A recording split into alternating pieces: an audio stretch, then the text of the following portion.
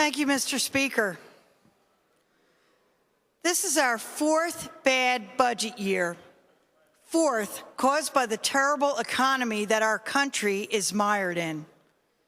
In my lifetime, and I'm not a spring chicken, this is the worst economy that has existed longer, the worst I have ever seen. And as a result of that, which is really not under the control of anybody in this chamber, Pennsylvania faces the same challenge that every state in America faces, and every city, and every township, and every borough, and every family. How to make do with less. How to do the things we have to do with less money to do them. In the 4 years that we've had this terrible economic slowdown, we used up the rainy day fund. It's still raining. We used up 2 years of federal stimulus money, which was actually borrowed.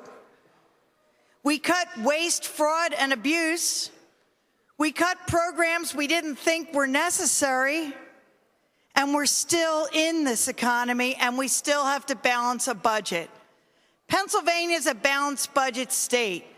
We don't print money, and we don't deficit spend.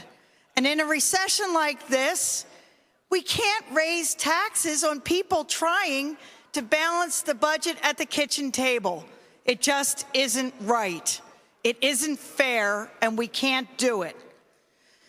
And when the economy goes south for our people, the revenues our state depends on go south as well. Usually, sales and income taxes are the backbone of our economy. And when our economy's doing well, they rise every year because people get increased salaries or overtime or bonuses that they are not seeing this year. And when they have more money to spend, they spend it. They go to the mall, and we reap sales taxes from that. They don't have the money. They've lost their jobs, or didn't get raises, or didn't get bonuses, or have no overtime, or are living paycheck to paycheck hoping that they don't lose their jobs, and they don't go to the mall, and we don't have the sales and income taxes that we depend on to pay for all the important things we want to pay for. But with all of that, we managed to come up with a budget that balances with no new taxes. Our schools were not cut. Our schools were not cut. Most of our schools, in fact, received increases this year. Our environmental programs were not cut. They were not cut. The Keystone Conservation Fund is intact. The Farmland Preservation Fund is intact.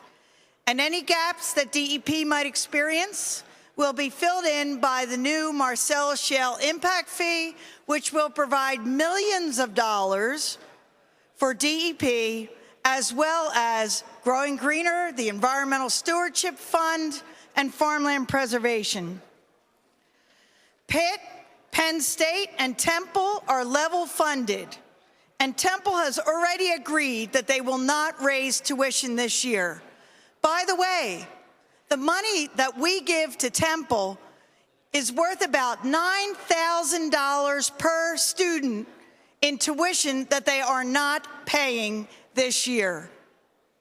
That's not a small thing. And somehow we found the money to pay for the waiting list, to find homes for disabled people who have languished without that funding.